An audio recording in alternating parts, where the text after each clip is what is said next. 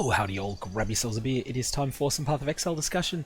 Today, what I wanted to do is talk about blighted maps and the strategy that I've been using for running them at endgame. Now, firstly, this is going to be motivated by a desire to complete the Blighted Maps 2 challenge. And that requires you to complete rare blighted maps of all of the different tiers. For that reason, I'm going to be rolling these with a really unusual strategy. And this is going to look awful to anyone that's rolled maps before. But we're going to be transmuting it, looking for a really easy mod. Then we're going to be regaling it, looking for another really easy mod, and that's what we got. The reason for this is that all of the item quantity stat, you'll see there that it's got 46% inherent item quality on the map. All that does is it boosts the loot explosion that you get at the end. However, it's my experience, I could be wrong in this, but it seems to be what most people think, that is the only thing that's affected by the item quantity on the map. In particular, the vast majority of the rewards for running a blighted map do not come from the loot explosion at the end, but instead come from the chest rewards. And so for that reason, what I want to really avoid is getting anything that makes me more likely to fail the map. And so all I've done here is I have rolled a really easy map that has the barest minimum of mods to be a rare map. If I was feeling really nervous about this map, I could even consider annulling these two mods. However, neither of them do anything to me, and it just feels like a waste of annulment orbs. You'll also notice an implicit modifier. 6 Blight chests are lucky. That comes from using 3 Teal Oils. And all you need to do with those is speak to Sister Cassia, select annoying items, and then do that. Now, I've already done that before starting the video, so I'm not actually going to do it again, because 1, I don't actually know if I can, and 2, it would be a waste of currency. However, for the purposes of completing all your challenges, you will at least on one occasion want to do a number of other options. And you'll see here that I haven't done 35% chance for Blight chests to drop an additional reward yet. That is being saved to purchase a faceted fossil crafted map where someone else has used a faceted fossil to duplicate one of their high tier maps. The reason for that is that 35% chance for blighted chests to drop an additional reward absolutely requires the use of a golden oil in order to get that. And using a golden oil for that purpose is somewhat wasteful. So, we roll the most trivial map we can that is a rare, and that's what we've done. We triple anoint it with blight chests are lucky, and then we fire it off into the map device. Now, I'm not going to be able to comment during the entirety of the fight, because this will be hectic. However, the vast majority of killing of monsters is done by my skills, not by the towers. However, the towers are very meaningful. First thing I do, if I'm a bit nervous about the map, and I am because this is a tier 14, I just have a quick check as to the borders of the terrain that I'm in. So I know there's a lot down to the southeast, and then the rest of the map seems to expand. It's much bigger up in this direction. I'm going to want to stay reasonably close to Cassia all the time. The next thing that I'll do is I'll initiate talking to Cassia, but firstly, I want to make sure that my portal is in a harmless spot where I'm not going to accidentally click it during a really hectic part of the fight. So let's just go and throw my portal over there. You can't actually completely remove your portal from the map, but that's the closest you can do, is just put it somewhere completely harmless where you won't accidentally cast it. Make sure all your buffs are set, and then start the timer. You've now got 1 minute of prep time. We have a lightning boss, we have a fire boss, we have a fire boss. That means there are no cold bosses. I'm going to want to set up a last resort setup here, which is going to be a glacial cage tower, and then I'm going to set up more towers near it. Next up, I want some delayers. Minions are excellent at delaying monsters. And then I just want some pure damage towers. For pure damage, pretty much any of the options work except for physical towers. And one thing that's interesting that a lot of people don't seem to realize with towers is that you get much more value from having one tower that's got lots of mods on it. Oh, here we go. I didn't realize it was going to start that quickly. A single tier 4 tower does much more damage than an equivalent amount of lower tier towers, so make your tier 4 towers as quickly as you can. Next up, Empower towers are much better than people seem to think they are. That's just been my experience. I don't have hard numbers on them, but they make skills from towers fire more quickly and more powerfully. They really matter. Keep an ear out for when you get Cassia shouting, it's put out new mycelium. That will mean that you've got, as well as new... oh, that was a mistake. I shouldn't have made overlapping Empower Towers. I'll get away with it, though. Now, at this point, I just want to focus on getting more and more damage towers that will be a primary line of defense here. The more powerful your character is, the less you need to care about the towers. Excellent. This will be an Empower Tower that is in range of this Glacial Cage Tower. Glacial Cage Tower, or alternately either of the Tier 4 physicals, are the best sort of last line of defense that I've found. I'm not claiming that I'm necessarily right. Here's a boss. You'll see the icon on the minimap. They demand your attention, and you need to ensure that they're taking damage constantly because they have monumental amounts of hit points. You'll want to throw everything you've got at them while still making sure that you're not just opening up the way for enemies to walk straight into the final tower. Now at this point we have our last line of defense is well set up here. I'm pretty happy with how that's going. So at this point I'm going to start building more things in other directions. That it's branching exile was a warning. Come back to the start because there's more shit coming.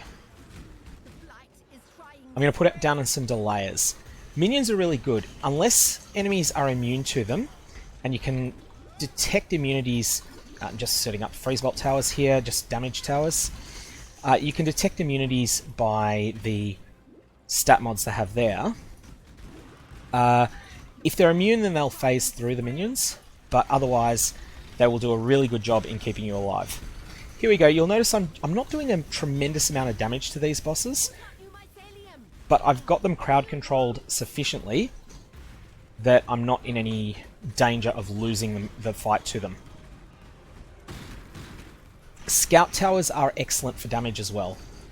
So in terms of any tier 4 tower is good, but there's a few that seem to be best, and scout towers seem to be the best of all for damage. I could be wrong on that front, but they definitely just seem to do a lot. Keep dodging when you've got a boss on you. The bosses will try to kill you, obviously. They don't just walk towards the tower, and you need to just be focused on staying alive. This can mean sidestepping their attacks, or it can mean just being an unpredictable target so that they're not going to hit you because you're moving in directions that their attacks aren't.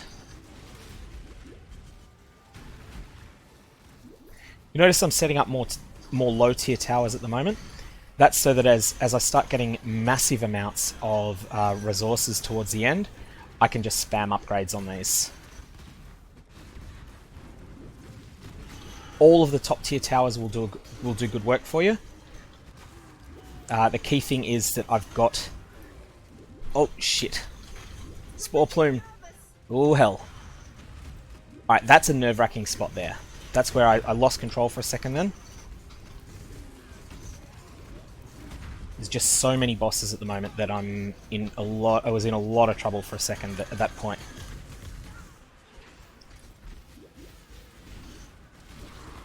You'll reach a point where you can't really drop any more towers easily, and you've just got to upgrade the ones you already have.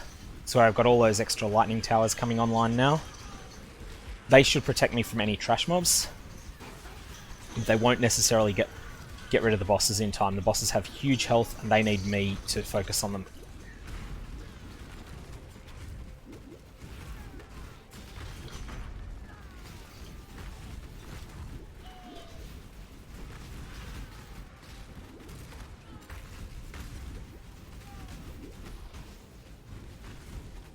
I'm dropping a smothering tower at this point because it causes enemies to take massively more damage.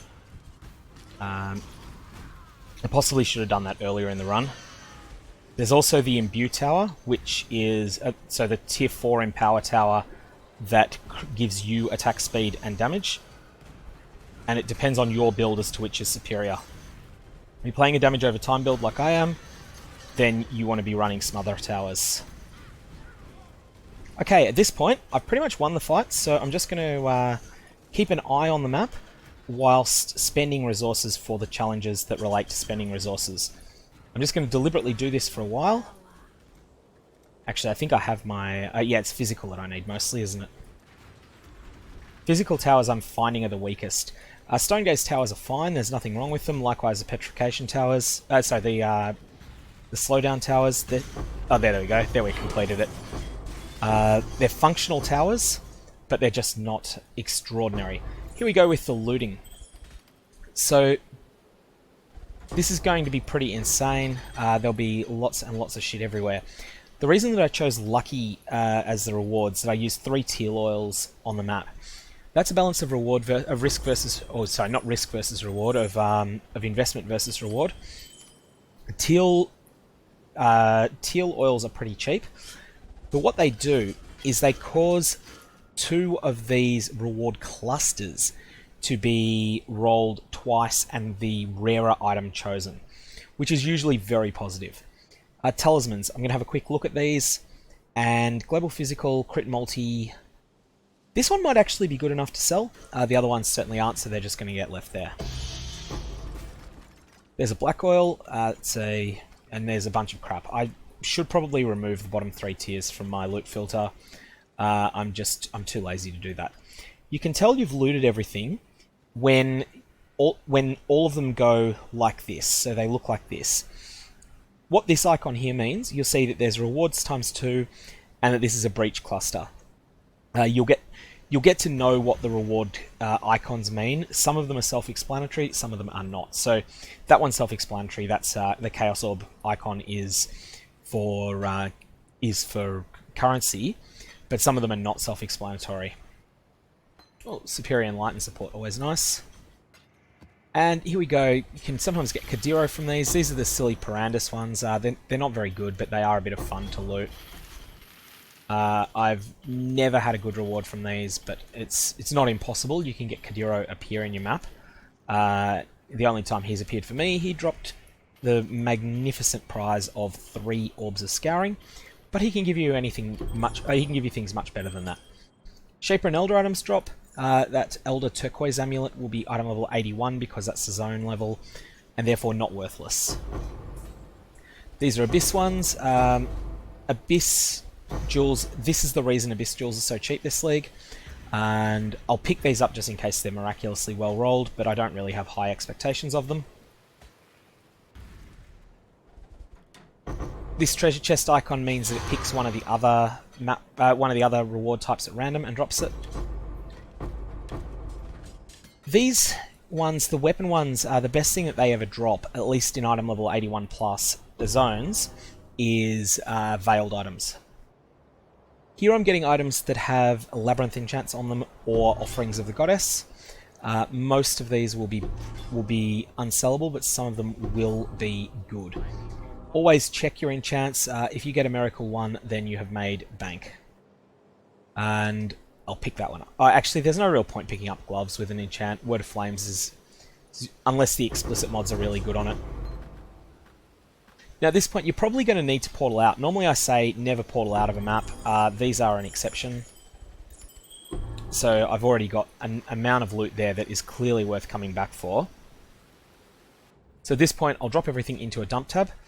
I wouldn't need to do this as quickly if I had sorted out my inventory before coming in here.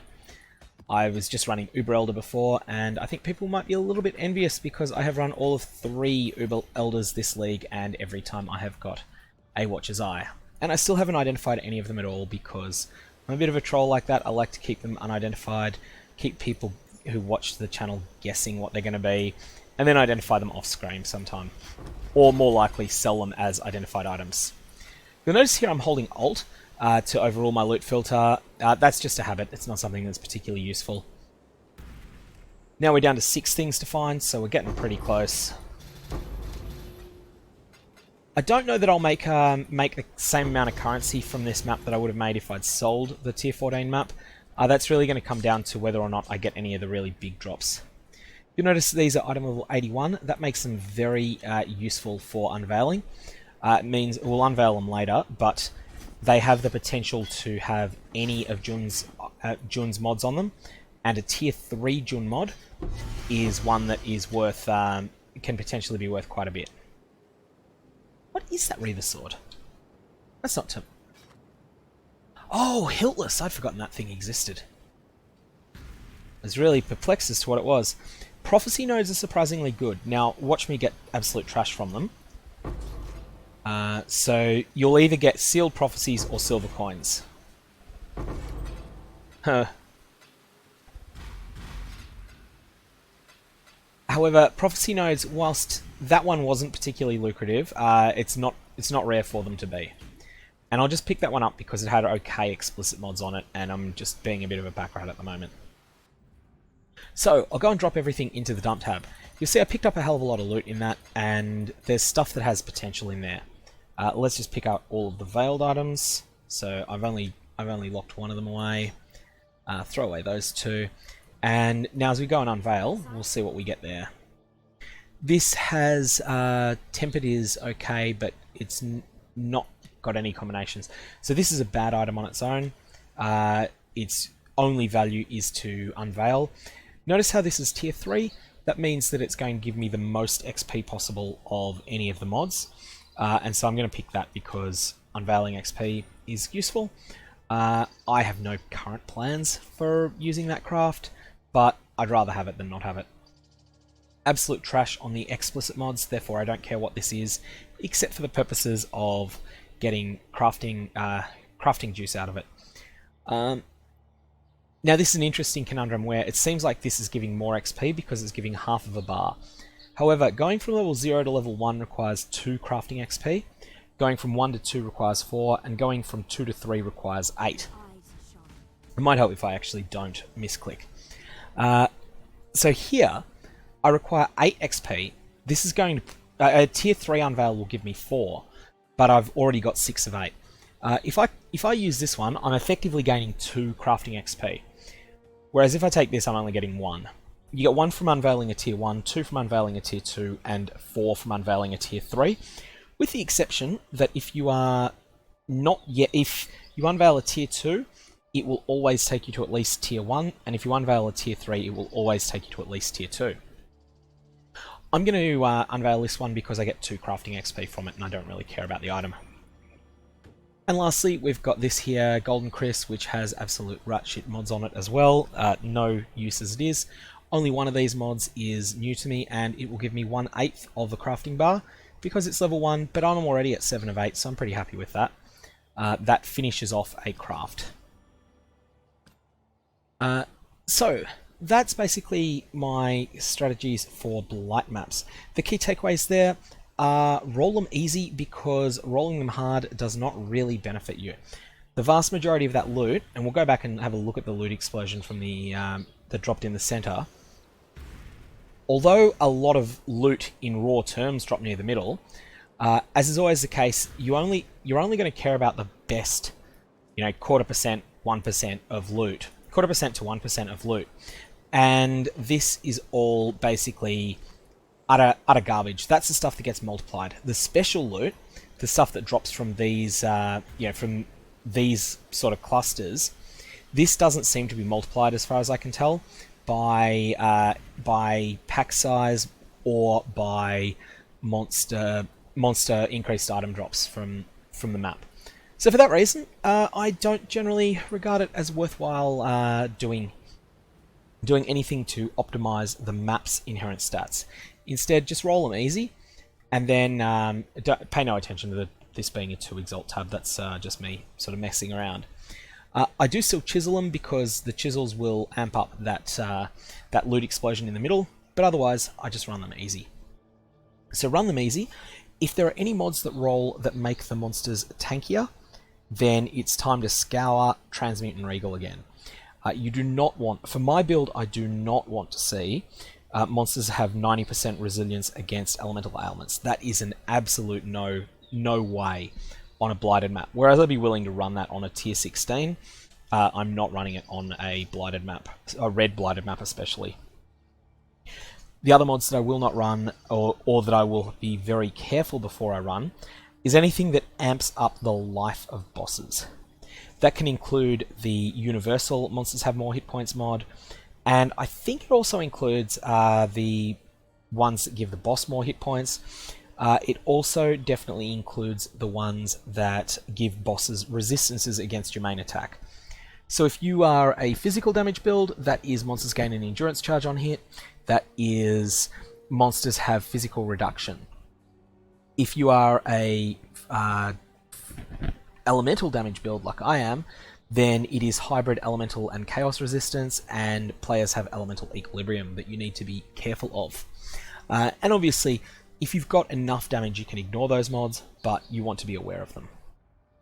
Anyways, if you've got any questions, definitely fire away. Otherwise, I will leave it there, and I hope you have a good one.